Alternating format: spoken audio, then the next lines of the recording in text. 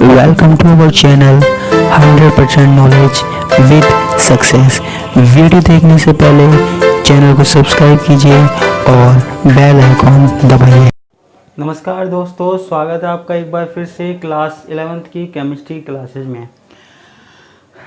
हमारे पास जो आज का टॉपिक है बड़ा शानदार टॉपिक है, बड़ा इंटरेस्टिंग सा टॉपिक है, बड़ा मज़ा आने वाला है और ये टॉपिक आपको आगे भी पढ़ने को मिलेगा, यानी कि क्लास 12th में। इसमें से बहुत अच्छे अच्छे क्वेश्चंस आते हैं, न्यूमेरिकल्स आते हैं। ठीक है, तो आज का जो हमारा टॉपिक है वो है सॉल्यूशन या विलयन। सबसे पहले हम बात करते हैं विलयन होता क्या है। हो सकता है आप में से किसी ने पढ़ा हुआ हो, ठीक है, लेकिन एक बार फिर से बता देते हैं। तो ध्यान से सुनना, हमने कोई दो पदार्थों को मिलाया, दो या दो से अधिक पदार्थों का, दो या दो से अधिक पदार्थों का समांगी मिश्रण, समांगी मिश्रण क्या कहलाता है हमारे पास? विलयन। दो या दो से अधिक पदार्थों को आपस में मिला दो तो उनका अगर समांगी मिश्रण बनता है तो वो क्या कहलाता है? विलयन। अच्छा, अगर आपको याद हो तो मैंने मिश्रण पढ़ाया था। मिश्रण मैंने बताया था दो प्रकार के होते हैं, एक तो समांगी और एक विषमांगी। ठीक है, एक तो होमोजीनियस और एक हेट्रोजीनियस।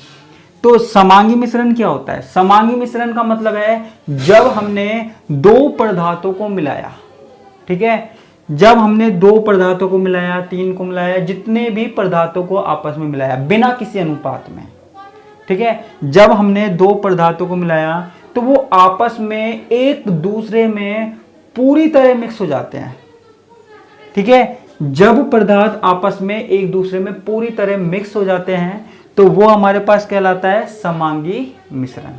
ठीक है, और जब दोनों पदार्थों को, जब दो पदार्थों को आपस में मिलाया जाए और वो एक दूसरे में अच्छे से नहीं घुले, अच्छे से नहीं मिले, तो उसे हम कहते हैं विषमांगी मिश्रण।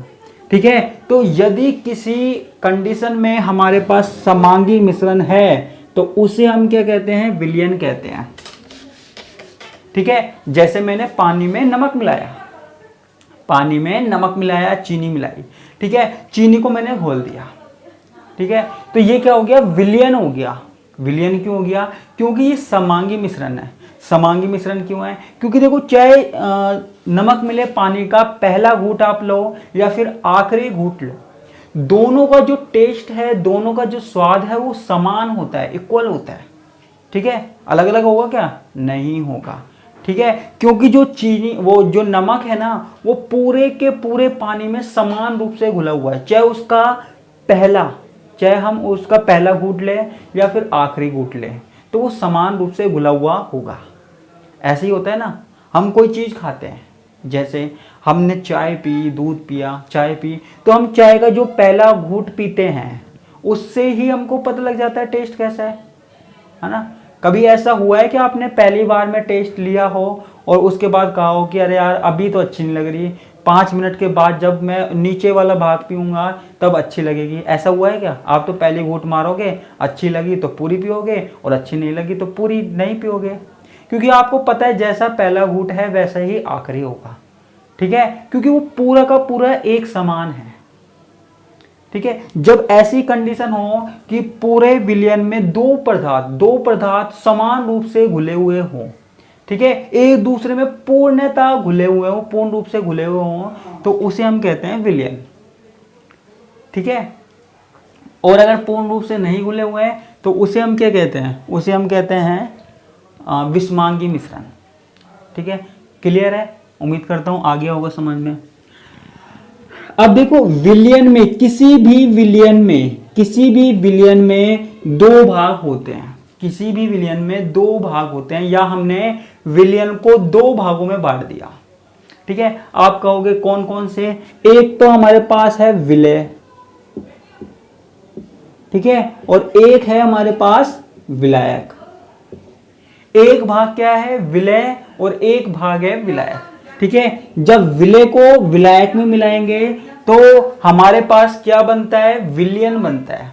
अब आप कहोगे सर ये तो बताइए कि विलय कौन सा होता है, विलायक कौन सा होता है, हम पहचानेंगे कैसे? ठीक है, तो देखो इसका सिंपल सा है कि जो पदार्थ ज्यादा मात्रा में होता है, जो पदार्थ ज्यादा मात्रा में होता है वो विलायक कहलाता है। जैसे हमने विलयन लिया है ना, विलयन में जो पदार्थ ज्यादा मात्रा में है वो विलायक, और जो पदार्थ कम मात्रा में है, जो पदार्थ कम मात्रा में है, ठीक है, तो वो हमारे पास कहलाता है विलय। ठीक है, यानी कि इसको हम क्या बोलते हैं, सोल्यूट, और इसको हम क्या बोलते हैं, सोलवेंट। जो पदार्थ कम मात्रा में है वो सोल्यूट विलय, और जो पदार्थ ज्यादा मात्रा में है वो सोलवेंट विलय और विलायक। क्लियर है? इन दोनों को मिला के क्या बनता है, विलयन बनता है। ठीक है, जैसे हमारे पास हमने पानी में नमक डाला, पानी तो इतना सारा है, नमक हमने कितना डाला, थोड़ा सा नमक डाला हमने। ठीक है, तो पानी हमारे पास ज्यादा मात्रा में है तो पानी क्या हुआ, विलायक हुआ। ठीक है, और जो हमने नमक डाला, साल्ट डाला, वो हमारे पास क्या हुआ, विलय हुआ। क्लियर है? तो विलयन आपको समझ में आ गया होगा, दो या दो से अधिक पदार्थ जो आपस में पूरी तरह से मिक्स हो जाते हैं। ठीक है, जो समांगी मिश्रण बनाते हैं विलयन कहलाते हैं। याद हो गया? उसके बाद विलयन को दो भागों में बांटा जाता है, विलय और विलायक। विलय जो कम मात्रा में होता है, जो कम मात्रा में होता है वो विलय, और जो ज्यादा मात्रा में होता है वो विलायक। उम्मीद करता हूं यहां तक क्लियर होगा। ठीक है, आगे चलें। चलो ये हम मिटा देते हैं।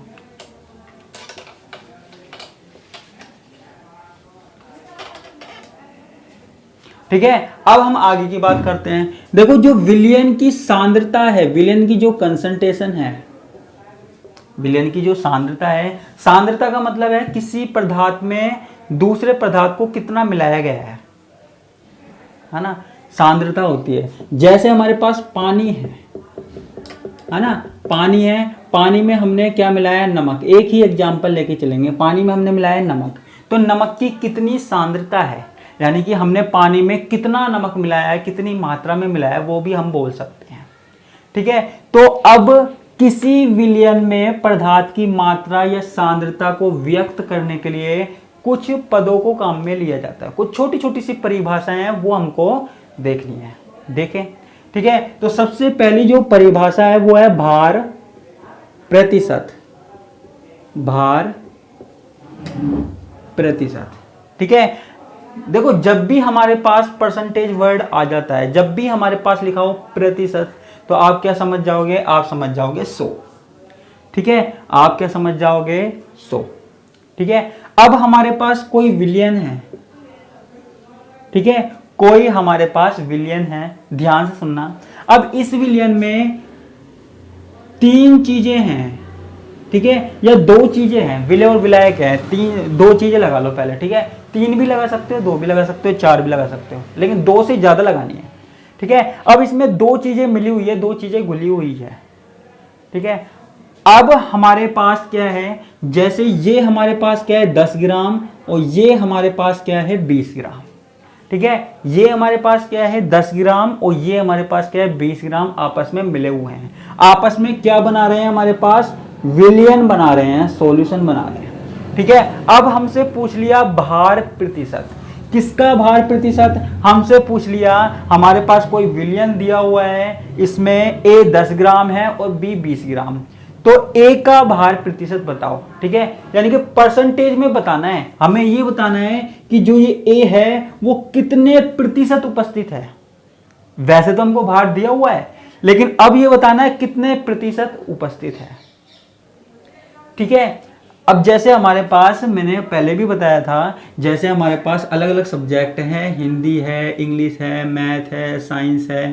ठीक है, अलग अलग सब्जेक्ट हैं, 6-7 सब्जेक्ट है। ठीक है, टोटल हमारे नंबर कितने आ रहे हैं, 600 नंबर आ रहे हैं। ठीक है, टोटल हमारे नंबर 600 में से आ रहे हैं। ठीक है, मान लो आपके पास हिंदी में आए 50 नंबर आए। ठीक है, तो किसी ने आपसे पूछा कि हिंदी का कितना प्रतिशत होगा, ठीक है, हिंदी का कितना प्रतिशत नंबर आए हैं, हिंदी में कितने प्रतिशत नंबर आए हैं, तो आप क्या करते हो, वही परसेंटेज निकालने का फॉर्मूला है यहाँ पे। ठीक है, तो आप क्या करते हो, 50 बटा जितने में से टोटल में से नंबर आए हैं, जितने नंबर आए हैं वो, और जितने में से नंबर आए हैं वो 600, और क्या करते हो 100 से मल्टीप्लाई कर देते हो ना। सेम चीज हमको यहां करनी है। ठीक है, कुछ अलग नहीं करना। तो यहां पे हमको करना क्या है, ध्यान से देखना, यहां पे हमारे पास ए और बी है। ठीक है, हमको क्या निकालना है, भार प्रतिशत निकालना है। ये हमारे पास क्या दिया हुआ है, भार दिया हुआ है, मान लो ये 10 ग्राम दिया हुआ है और ये 20 ग्राम दिया हुआ है। हमसे कह रहा है कि भार प्रतिशत निकालो, भार प्रतिशत निकालो। तो हमको करना क्या है, यहाँ पे हमको करना क्या है, किसका निकलवा रहा है, अगर हमको ए का निकाल रहा है, ए का निकलवा रहा है, तो हमको क्या करना पड़ेगा, डब्ल्यू ए। डब्ल्यू का मतलब क्या है, भार, कितना भार है, वेट। ठीक है, डब्ल्यू का मतलब क्या है, वेट, किसका, ए का। अपॉन में क्या लिखेंगे, W A plus W B. क्यों, अपॉन में हम जितना टोटल भार होगा विलयन का, ठीक है, जितना टोटल भार होगा वो लिखेंगे। अब वो चाहे 30 ग्राम हो, 50 ग्राम हो, 100 ग्राम हो, 200 ग्राम हो, कुछ भी हो। ठीक है, लेकिन हमको वो लिखना है। तो यहां पे हमने क्या लिख दिया, टोटल। ठीक है, ये टोटल लिख दिया, W A plus W B into 100। ठीक है, तो यहां पे हमारे पास, जैसे हमने छोटा सा एग्जांपल लिया था, तो यहां पे ए कितना है, 10 ग्राम। ठीक है, और बी कितना है हमारे, बी क्यों, ये दोनों मिला के कितना है, 10 ग्राम ये प्लस 20 ग्राम ये इंटू 100। तो हमारे पास क्या जाएगा, 10 बटा 30 इंटू 100। ठीक है, यहां पे ये इससे कट गया और ये 100 बटा 3, 30.33% आ गया। ठीक है, तो यानी कि इस विलयन में ए का कितना भार प्रतिशत है, 33.33% है। ठीक है, तो ये आप आसानी से निकाल सकते हो, परसेंटेज निकालने का फॉर्मूला है। ठीक है, तो भार प्रतिशत जब भी आपको निकलवाए, जब भी आपको भार प्रतिशत निकलवाए, ध्यान रखना जिसका निकलवा रहा है वो। ठीक है, और नीचे सबों का टोटल है ना, सबों का टोटल या विलयन का जितना भी टोटल भार है वो मल्टीप्लाई बाय 100। ठीक है, ऐसे ही अगर हमको निकलवा रहा होता डब्ल्यू बी का निकलवा रहा होता है, तो डब्ल्यू बी बटा W A plus W B into 100। ठीक है, अगर हमें बी का निकलवाया हुआ होता। क्लियर है, अब देखो यहां पे डब्ल्यू बी जैसे मान लीजिए, सोल्व भी कर देते हैं, 20 ग्राम है और नीचे कितना होता, 10 प्लस 20 30 इंटू 100। ठीक है, और इसको हम सोल्व कर देंगे, तो हमारे पास किसका भार प्रतिशत निकल आएगा, बी का भार प्रतिशत निकल आएगा। ठीक है, तो ये तो परसेंटेज निकालने का सिंपल सा फॉर्मूला है, आपने 9th में भी पढ़ा है, 10th में भी पढ़ा है। ठीक है, कई क्लासों से आप निकालते हुए आ रहे हो। तो ये हमारे पास क्या हो गया, भार प्रतिशत हो गया। ठीक है, ये हमारे पास विलयन के अंदर ही है, आगे बात आएगी हम कैसे यूज में लेते हैं। ठीक है, 12th में भी बहुत काम में आने वाला है, ये जो टॉपिक है 12th में बहुत काम में आने वाले हैं। तो ये हमारे पास क्या हो गया, विलयन हो गया। ठीक है, अब हमारे पास क्या आता है, मोल भिन्न। क्या आता है, मोल भिन्न।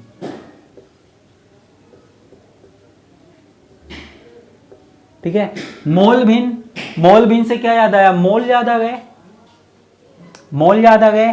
ठीक है, तो यहां पे हमारे पास सिंपल सा है, एक एग्जांपल से बताता हूं। हमारे पास कोई विलयन है, विलयन है, वहां पे हमारे पास क्या है, हमारे पास क्या है, 3 पदार्थ हैं। ठीक है, विलयन में 3 पदार्थ मिले हुए हैं। ठीक है, पदार्थ ए के कितने मोल है, मान लीजिए पदार्थ ए के Na है। ठीक है, पदार्थ बी के Nb है, और पदार्थ सी के Nc है। ठीक है, ए के कितने मोल है, Na, बी के कितने हैं, Nb, और सी के कितने हैं, Nc। ठीक है, अब मोल भिन्न का मतलब क्या है, यहां पे ध्यान से सुनना। भिन्न का मतलब क्या होता है, जिसमें अंश और हर होते हैं, अंश और हर होते हैं, ऊपर वाला भाग और नीचे वाला भाग। ठीक है, वो लिखना है। अब लेकिन होता क्या है, देखो अब हमसे पूछ लिया जाए कि ए की मोल भिन्न बताओ, ए के लिए मोल भिन्न बताओ। ठीक है, तो हम कैसे निकालेंगे, ठीक है, हम कैसे निकालेंगे, जैसे हमने ए के लिए निकालना है तो हम क्या निकालेंगे, एन ए अपॉन में N A plus N B plus N C. ठीक है, कुछ समझ में आया? यानी कि यहां पे हुआ क्या, किसी मिश्रण में हमको मोल भिन्न निकालनी है, किसी मिश्रण में हमको मोल भिन्न निकालनी है। ठीक है, तो वहां पे जिसके लिए निकालनी है वो, ठीक है, जिसकी मोल भिन्न निकालनी है उसके लिए तो हम क्या लिखेंगे, एन ए, उसके मोल लिखेंगे, पहले उसके मोल लिखेंगे और अपॉन में टोटल जितने भी मोल भिन्न है, टोटल जितने भी पदार्थ है उनके मोलों की संख्या। ठीक है, उतने मोल लिखेंगे। तो हमारे पास मोल भिन्न क्या हो गया, मोल भिन्न की क्या परिभाषा हो गई, तो यहां पे क्या हो गई, किसी मिश्रण में,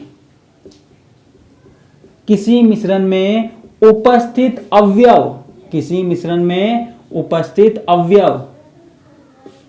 ठीक है, यानी कि किसी मिश्रण में, ये हमारे पास क्या है, पूरा मिश्रण है, मिश्रण में उपस्थित अवयव, अवयव कौन सा हो सकता है, कोई सा भी पदार्थ हो सकता है, ए हो सकता है, बी हो सकता है, सी हो सकता है, कोई सा भी हो सकता है।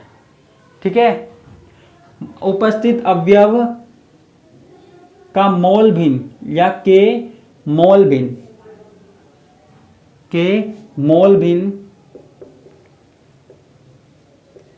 के मोल भिन्न क्या होता है, उस अवयव, उस अवयव के मोल, मोल भिन्न उस अवयव के मोल, उस अवयव के मोल तथा मिश्रण में, तथा मिश्रण में उपस्थित कुल मोलों का अनुपात होता है, उपस्थित कुल मोलों का अनुपात, कुल मोलों का अनुपात। ठीक है, हमको ये लिखना है। ठीक है, तो मोल भिन्न क्या हुआ, विलयन में जिस भी अवयव के लिए निकालना है वो। ठीक है, और अपॉन में हमारे पास क्या है, अपॉन में हमारे पास सारे जो अवयव हैं उनके मोल, ठीक है, उनको जोड़ दो तो हमारे पास क्या आ जाएगा, मोल भिन्न आ जाएगा। ठीक है, अगर हमको बी के लिए निकालना हो तो हम क्या करेंगे, एन बी। ठीक है, और यहां पे हम क्या करेंगे, N A plus N B plus N C, total लिख देंगे। यहां पे हम क्या लिख देंगे, टोटल लिख देंगे, कुल लिख देंगे। ठीक है, ऐसे ही अगर हमें निकालना हो, किसके लिए हमें निकालना हो, सी के लिए, तो एन सी लिख देंगे। ठीक है, और यहां पे N A plus N B plus N C. ठीक है, तो यहां पे हम किसके लिए लिख देंगे, सी के लिए लिख देंगे। तो सिंपल सा काम क्या है, आपको सिर्फ ये देखना है कौन सा अवयव है उसके मोल लिखने हैं। ठीक है, कौन सा अवयव है उसके मोल लिखने हैं, और नीचे नीचे सारे अवयवों के जो मोल है उनका टोटल लिखना है, उनका कुल लिखना है। ठीक है, तो ये हमारे पास क्या हो जाएगा, कुल मोल हो जाएगा। ठीक है, तो ये हमारे पास क्या हो जाएगा, मोल भिन्न हो जाएगा। ठीक है, मोल भिन्न हो जाएगा। अब आपके लिए एक एग्जाम्पल है, छोटा सा एग्जाम्पल है आपके लिए, वो मैं आपको देता हूं। ठीक है, जैसे हमारे पास है, एक बार देख लेते हैं,